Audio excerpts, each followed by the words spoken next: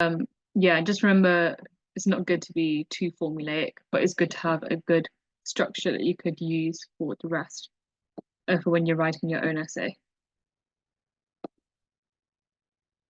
So when you're looking at the introduction, these are the main things that you need to be thinking about. So you need to be able to define sustained economic growth in your own terms, because that is a key technical definition that you need, key technical term that you need some kind of definition for. You also need to consider the concept, the idea of rare being the hinge point.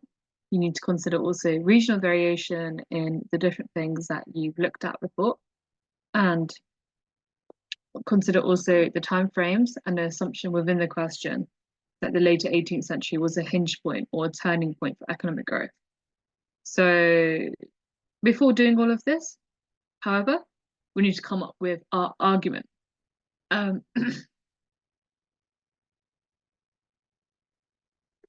I've started with looking at the introduction and explain the introduction before saying that you need to come up with an argument. But having an idea of what the argument needs to be like is nonetheless quite helpful, because you need to, yeah, basically be able to pin down and think about how your argument is going to be like as well. I hope that makes sense.